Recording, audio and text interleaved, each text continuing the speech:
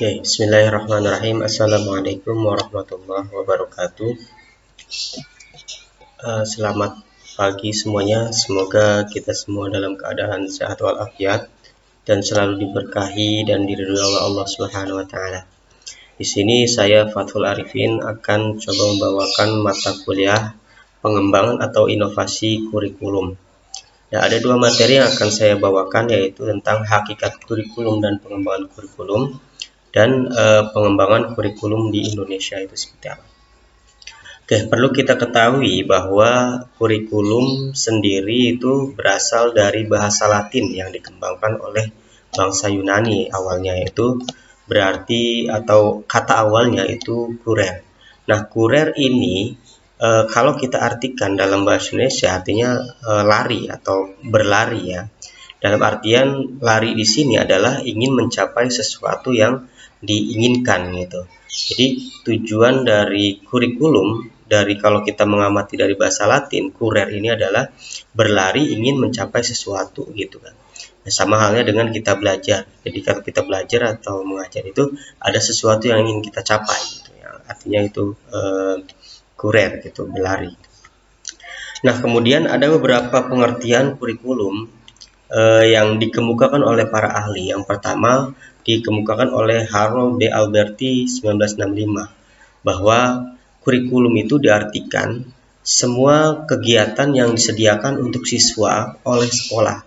Artinya kalau menurut Harold D. Alberti ini segala sesuatu yang sifatnya disediakan oleh sekolah, baik itu pelajaran maupun ekstrakurikuler, itu bagian dari pengertian kurikulum.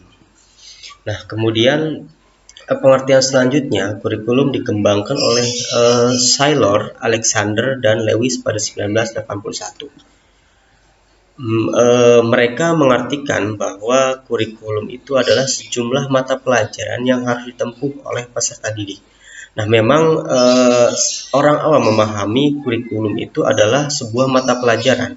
Nah, ini mengacu pada pengertian yang dikemukakan oleh Saylor, Alexander, dan Lewis bahwa kurikulum itu adalah sejumlah mata pelajaran yang harus ditempuh oleh peserta didik. Misalnya dalam sekolah itu ada mata pelajaran Al-Quran, kemudian fikih kalau di madrasah ya, kemudian ada matematika, ada bahasa Inggris. Nah, itu adalah kumpulan dari mata pelajaran itu yang disebut kurikulum. Nah, kemudian pengertian kurikulum yang dikemukakan oleh Murray Print pada 1993, dia mengungkapkan bahwa pengertian kurikulum sendiri adalah peluang belajar yang direncanakan, ditawarkan kepada peserta didik oleh lembaga pendidikan, dan pengalaman peserta didik saat kurikulum diimplementasikan. Artinya memang kalau menurut Murray sendiri bahwa kurikulum itu adalah sesuatu peluang atau rencana yang ditawarkan kepada peserta didik. Modelnya misalkan mata pelajaran yang ditawarkan seperti apa, kemudian bentuk ekstrakurikuler yang diberikan apa saja, kemudian sarana prasarana yang diberikan apa saja. Nah, itu bagian dari kurikulum. Ini menurut Murray Print pada 1993. Nah, Hilda Taba ini hampir sama ya seperti yang dikemukakan oleh Murray bahwa pengertian kurikulum di sini adalah rencana pembelajaran. Jadi kurikulum itu merupakan suatu rencana pembelajaran. Nah, oleh karena itu, apa yang diketahui tentang proses pembelajaran dan perkembangan individu berpengaruh pada pembentukan kurikulum. Artinya memang kurikulum di sini adalah sebuah rencana ya, rencana yang dibentuk oleh sekolah maupun dari pihak guru gitu ya. Artinya yang direncanakan apa saja yang akan diberikan kepada siswa gitu. Nah, pengertian lain dikemukakan oleh Daniel dan Laurel Tanner. Nah, mereka mengemukakan bahwa kurikulum itu adalah pengalaman belajar yang direncanakan dan dipandu serta hasil belajar yang diharapkan diformulasikan melalui rekonstruksi sistematis dari pengetahuan dan pengalaman di bawah naungan sekolah untuk pertumbuhan berkelanjutan dan sengaja pelajar dalam kompetensi sosial pribadi. Artinya di sini adalah segala sesuatu yang berhubungan dengan pembelajaran, misalnya rencana pembelajaran, pelaksanaan pembelajaran, dan evaluasi pembelajaran itu merupakan suatu kurikulum yang dibentuk secara sistematis sehingga terbentuklah suatu kebiasaan-kebiasaan oleh siswa gitu. Nah, itu adalah sebuah kurikulum. Nah, sedangkan pengertian kurikulum menurut Undang-Undang Nomor 20 Tahun 2003 menjelaskan bahwa kurikulum adalah seperangkat rencana dan pengaturan mengenai isi dan bahan pelajaran, serta cara yang digunakan sebagai pedoman penyelenggaraan kegiatan belajar mengajar.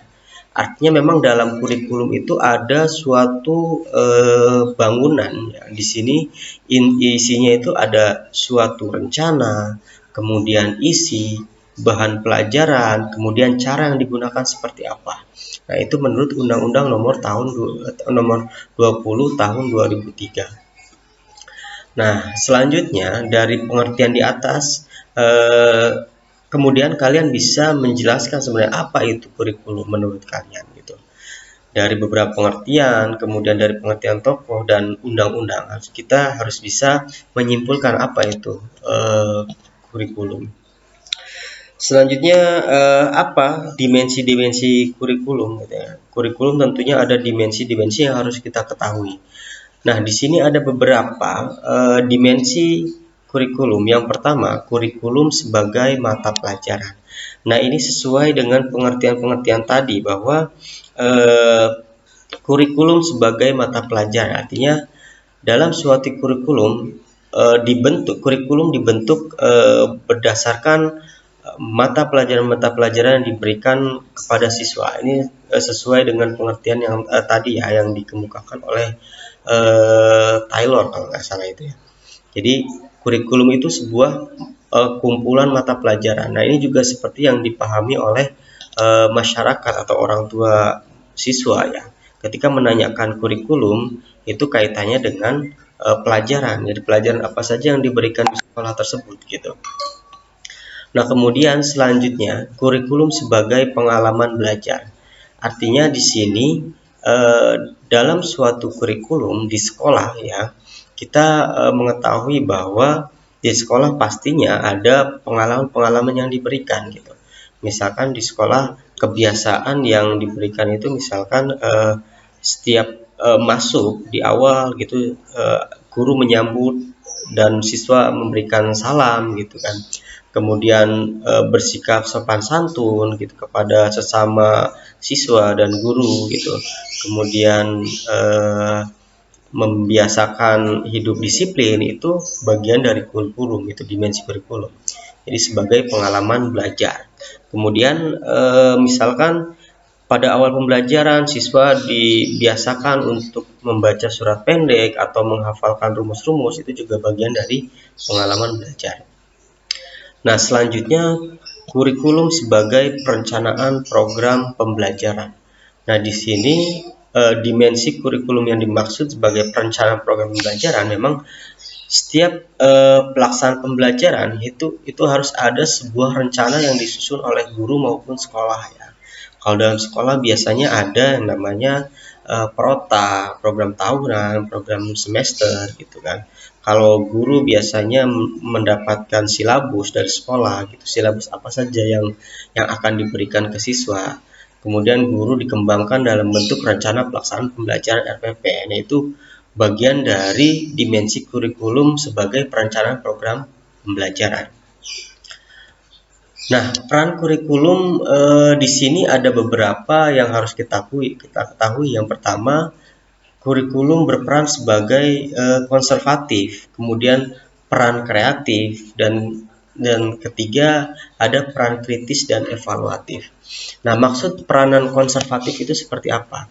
Artinya peran konservatif di sini adalah kita mengenalkan ke siswa tentang kekayaan alam di Indonesia, kemudian peninggalan-peninggalan sejarah kita harus mengenalkan ke siswa. Nah, itu bagian dari peranan konservatif gitu. Kita membawa siswa untuk mengenal peninggalan-peninggalan yang ada di lingkungan sekitar pada khususnya dan umumnya pengenalan kita terhadap sejarah peninggalan yang ada di Indonesia. Itu misalkan siswa harus mengenal sejarah kemerdekaan gitu atau peninggalan, ya lebih lebih jelasnya sebenarnya lebih ke peninggalan kalau konservatif ini gitu kan. Borobudur, misalnya kita membawa anak mengenal Borobudur, kemudian Monas, apa itu Monas, filosofinya seperti apa, kemudian gedung DPR gitu, MPR, kemudian Kota Tua, itu kan bagian dari konservatif, pengenalan atau peran kurikulum sebagai konservatif. Nah, yang kedua, peran kurikulum sebagai peran kreatifnya kurikulum pada pembelajaran gitu. Jadi peran kreatif di sini adalah misalnya kita ini kan sudah berada pada era industri 4.0 ya itu kan. Nah, belum lama juga dikenalkan bahwa Indonesia itu kita itu sudah pada tahap era society 5.0. Jadi kita harus lebih kreatif pembelajarannya gitu kan. Kita tidak hanya bisa mengandalkan pembelajaran konvensional gitu. Jadi kita harus bisa mengenalkan budaya-budaya atau perkembangan yang ada di dunia seperti apa gitu. Penggunaan teknologi informasi, kemudian cara mengajar guru yang harus di-upgrade gitu. Ini kan peran kreatif kurikulum itu. Nah, kemudian yang ketiga ada peran kritis dan evaluatif. Nah, di sini peran kritis itu adalah kurikulum ini kan sebagai jembatan antara guru, siswa dan pemerintah gitu. Artinya kita harus ada sesuatu yang kritis dan bahan evaluasi apa saja sih yang kurang dalam pembelajaran kita gitu kan. Nah, ini di kurikulum sebagai peran kritis dan evaluatif itu di situ fungsinya. Nah, kemudian di sini ada fungsi kurikulum. Jadi fungsi kurikulum menurut McNeil ada fungsi pendidikan umum, kemudian fungsi suplementasi, kemudian fungsi eksplorasi dan fungsi keahlian dan spesialisasi. Jadi fungsi pendidikan secara umum itu seperti apa gitu. Jadi fungsi kurikulum, fungsi pendidikan kurikulum pada pendidikan umum, misalnya kita menyiapkan siswa agar lebih bertanggung jawab atau lebih mengakui tentang kebanggaan kita terhadap negara ini gitu kan. Jadi misalkan siswa mempunyai sikap tanggung jawab terhadap apa yang dilakukannya, siswa lebih mencintai negaranya gitu. Di sini kan negara yang dimaksud adalah negara Indonesia gitu, seperti itu. Nah, kemudian fungsi suplementasi adalah fungsi pendukung gitu. Fungsi pendukungnya seperti apa? Misalkan sesuatu yang mendukung terhadap pembelajaran itu sendiri gitu kan. Misalnya terhadap sikap terhadap masyarakat gitu. Sikap terhadap hubungan terhadap keluarga gitu. Nah, kemudian yang ketiga ada fungsi eksplorasi. Di sini eksplorasi ini fungsi agar siswa itu lebih mencari kelebihan-kelebihan yang ada pada dirinya. Seperti apa sih? Mereka harus mengeksplor gitu. Fungsi kurikulum di sini gitu. Harus mengeksplor apa yang dimilikinya gitu kan. Nah, kemudian yang terakhir ada fungsi keahlian dan spesialisasi. Nah, di sini dari eksplorasi tadi, kemudian kurikulum di sini adalah siswa harus ketika mengeksplor tentunya dia akan mendapatkan keahlian saya itu di mana sih seperti itu gitu kan. Misalnya kalau pada bidang SMA dia lebih senang ke IPS gitu atau lebih senang ke IPA atau ada juga yang lebih ke bahasa. Ketika kuliah dia memilih lebih ke spesialisasi lagi keahliannya, misalnya lebih ke keguruan atau dia lebih spesialisasinya lebih ke teknologi informasi dan lain sebagainya. Itu adalah fungsi daripada kurikulum. Nah, kemudian fungsi kurikulum secara umum di sini ada fungsi kurikulum bagi guru, kemudian fungsi kurikulum bagi kepala sekolah dan fungsi bagi pengawas sekolah. Sebenarnya ada masih banyak gitu fungsi kurikulum itu sebagai masyarakat, keluarga dan lain-lain. Namun saya mengerucutkan fungsi kurikulum menjadi 3 secara umumnya. Jadi bagi guru sendiri, kurikulum sebagai acuan atau bahan evaluasi dalam menyampaikan mata pelajaran yang diberikan. Gitu. Sehingga apa yang disampaikan itu tidak lebih terfokus kepada siswa gitu kan. Nah, kemudian yang kedua, fungsi kurikulum bagi kepala sekolah seperti apa? Jadi fungsi kurikulum bagi kepala sekolah ini apa ya? Lebih ke arah apa, kesiapan sekolah dalam menyusun silabus gitu dan sarpras gitu. Kemudian kesejahteraan guru juga lebih ditingkatkan dari fungsi kurikulum kepada sekolah ini gitu. Jadi ada bahan-bahan pertimbangan yang akan diberikan kepala sekolah gitu atau yang disusun oleh kepala sekolah, sehingga apa-apa yang diberikan oleh guru ke siswa ini sudah direncanakan oleh kepala sekolah itu sendiri. Kemudian yang ketiga, yang fungsi kurikulum bagi pengawas sekolah. Jadi apa saja sih fungsi kurikulum bagi pengawas sekolah? Nah, ini sebenarnya kalau lebih pengawas adalah ketika dia biasanya pengawas itu tugasnya untuk meninjau, kemudian melihat apa saja yang kurang. Nah, dari kurikulum ini pengawas bisa menjadi bahan pertimbangan gitu. Apa saja sih kekurangannya gitu, terutama dalam bidang pembelajaran. Nah, di sini ada beberapa pembagian dalam kurikulum ya. Jadi dalam kurikulum itu ada beberapa pembagian. Di antaranya misalkan yang pertama yaitu tentang kurikulum ideal.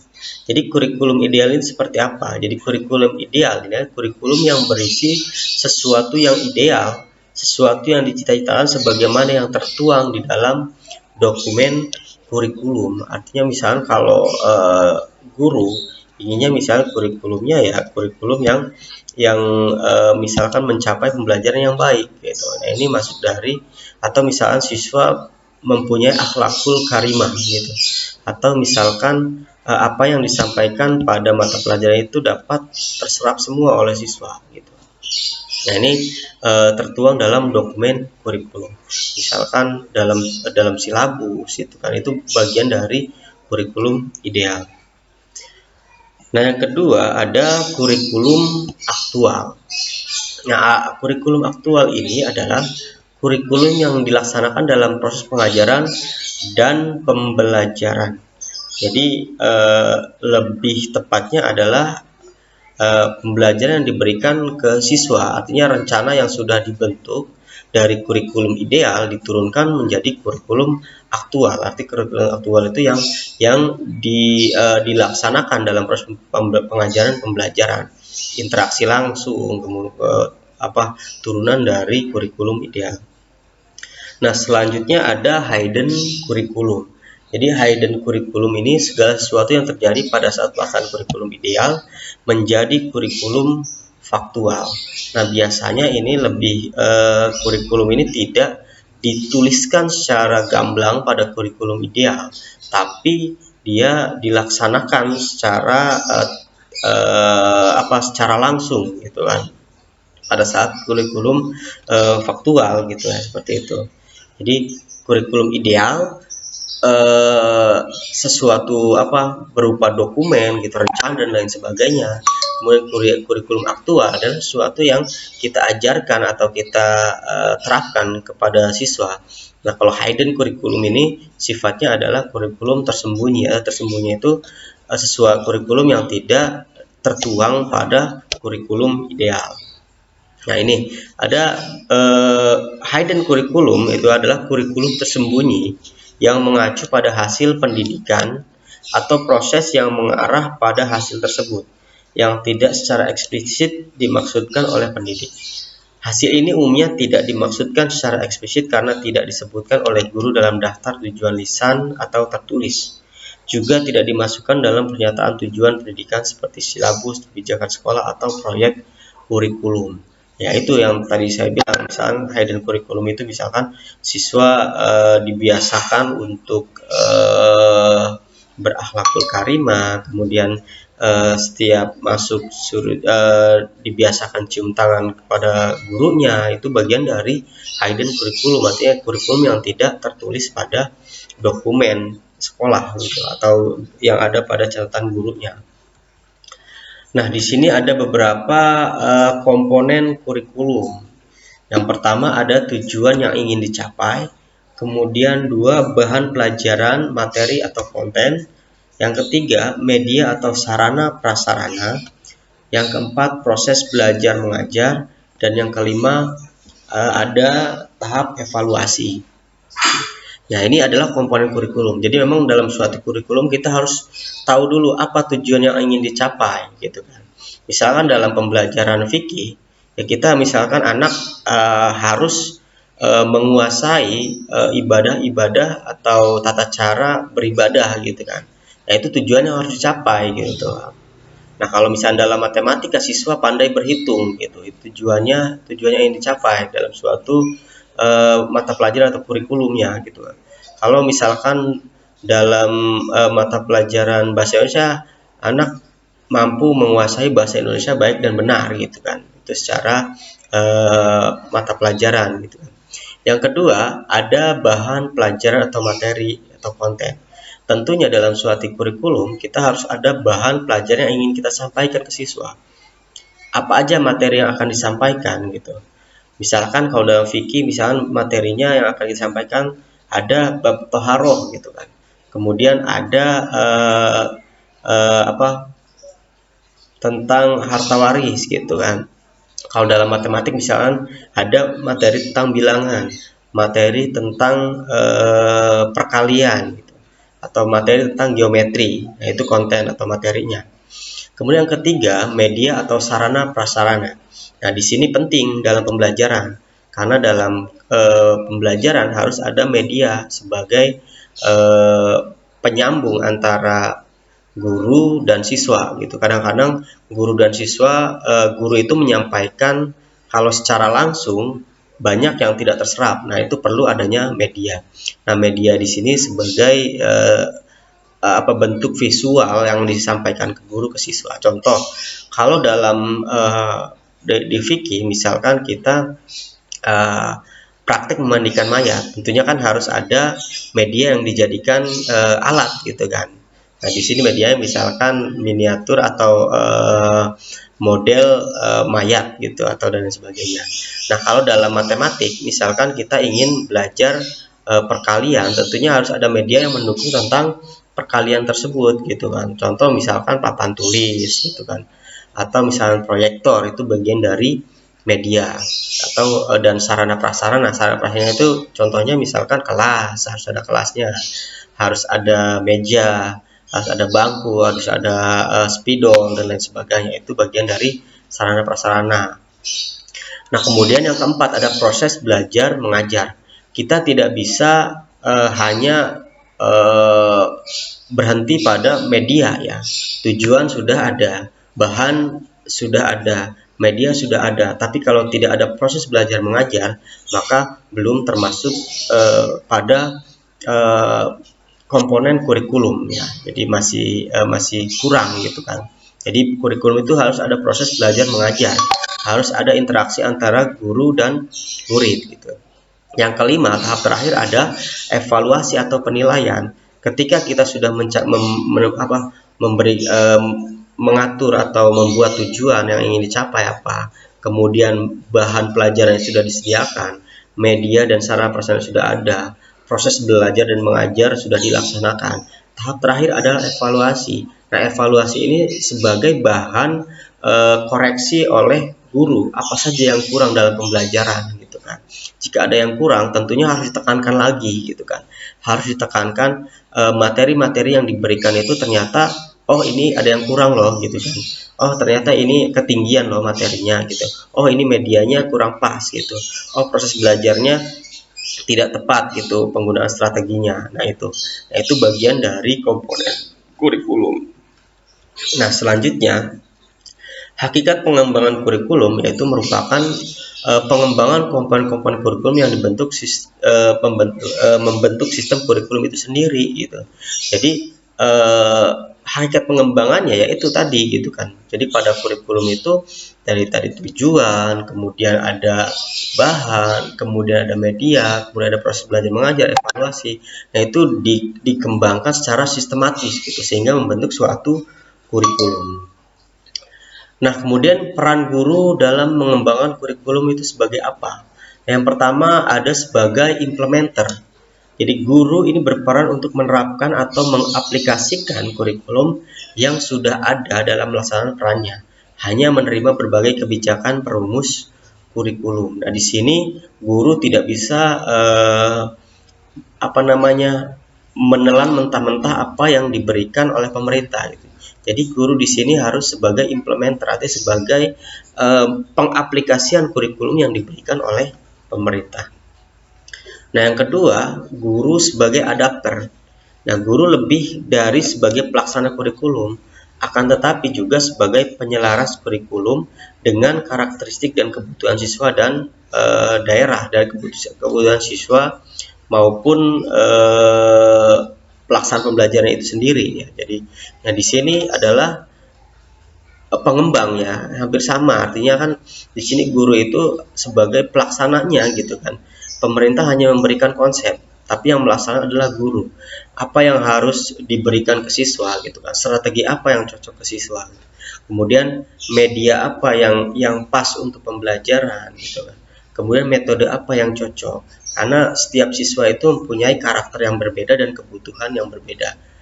Dan kemudian siswa daerah itu akan berbeda dengan siswa yang ada di perkotaan. Tentunya di sini peran guru sebagai adapter ya. Nah, kemudian yang ketiga, di sini guru sebagai developer. Jadi seorang guru memiliki kewenangan yang lebih luas dalam menyusun kurikulum. Jadi ketika diberikan silabus, guru lebih memiliki kewenangan untuk mengembangkan apa saja sih yang harus diberikan gitu kan. Metode apa yang cocok gitu. Kemudian media apa, materi ini pas nggak yang diberikan gitu. Nah itu, ini guru sebagai developer, sebagai pengembang gitu kan. Nah, kemudian yang keempat ada guru sebagai researcher. Jadi peran seorang guru yang dilaksanakan sebagai bagian dari tugas profesional guru yang memiliki tanggung jawab dalam meningkatkan kinerja sebagai guru. Artinya guru ini tidak fokus pada pengajaran, guru juga harus sebagai peneliti gitu kan. Jadi apa yang dilaksanakan dalam pembelajaran atau yang diberikan ke siswa, nah guru ini sebagai researcher gitu, researcher. Jadi wajib hukumnya guru itu melaksanakan penelitian gitu. Ini sebagai bahan evaluasi juga gitu. Bisa kita kenal kalau di kelas namanya penelitian tindakan kelas gitu, atau penelitian-penelitian lain yang berkaitan dengan yang dapat mengembangkan kemampuan mereka dalam mengajar. Nah, kemudian ada beberapa hambatan dalam pengembangan kurikulum. Ya. Yang pertama, hambatan dari guru sendiri gitu ya. Jadi guru di sini hambatannya ada guru kurang berpartisipasi dalam pengembangan kurikulum disebabkan beberapa hal yang kurang, misalnya waktu, kekurangan sesuai pendapat, baik dengan sesama guru maupun kepala sekolah dan administrator karena kemampuan dan pengetahuan guru sendiri.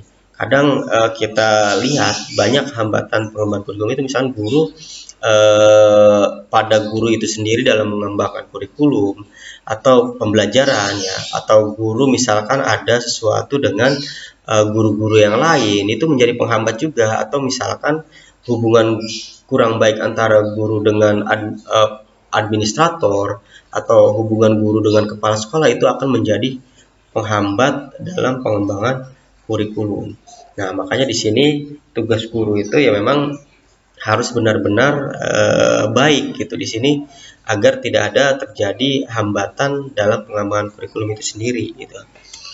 Nah, kemudian yang kedua, hambatan pada kepala sekolah. Nah, dalam ini seharusnya kepala sekolah mempunyai latar belakang mendalam tentang teori dan praktek kurikulum. Nah, kepala sekolah merupakan peranan yang penting dalam pengembangan kurikulum. Memang seorang kepala sekolah harus mempunyai manajerial kepemimpinan ya. Tapi kepala sekolah juga harus mempunyai teori atau dasar dari pengembangan kurikulum sendiri gitu. Sehingga ketika dia menerapkan atau mengembangkan di sekolahnya, kurikulum itu akan berjalan dengan baik gitu. Jadi kalau kepala sekolah tidak paham tentang kurikulum, maka kurikulum akan terhambat dengan sendirinya gitu. Kemudian hambatan dari masyarakat. Nah, untuk pengembangan kurikulum dibutuhkan dukungan masyarakat, baik dalam pembiayaan maupun dalam memberikan umpan balik terhadap sistem pendidikan ataupun kurikulum yang sedang berjalan. Masyarakat adalah sumber input dari sekolah. Jadi memang perlu adanya dukungan dari sekolah. Misalnya kita lingkungan di sekolahnya itu masyarakatnya kurang mendukung, gitu. Artinya ada sesuatu yang tidak baik yang diberikan oleh masyarakat. Nah, ini akan menjadi hambatan, gitu. Bisa jadi nanti pembelajarannya tidak berjalan kondusif, gitu. Kemudian guru-gurunya juga tidak belajarnya tidak memberikan pelajarannya tidak fokus, gitu, karena dukungan dari masyarakat sendiri kurang baik dari segi misalkan dukungan secara fisik, gitu, secara mental, gitu, seperti itu ya. Kalau dari sumbangan, misalkan sumbangsih terhadap perkembangan sekolah itu sendiri, misalkan ketika sekolah ada renovasi, masyarakat membantu, gitu, tidak acuh tak acuh. Nah, itu bagian dari dukungan dari masyarakat. Nah, ini without a curriculum or plan, there can be no effective instruction, and without instruction, the curriculum has little meaning. Jadi tanpa kurikulum atau perencanaan, gitu kan, sesuatu atau pembelajaran tidak akan berjalan dengan efektif, dan tanpa instruksi, kurikulum itu hanya sebagai atau hanya bagian kecil, gitu. Nah, itu. Nah, ini bagian dari pengembangan kurikulum. Nah, selanjutnya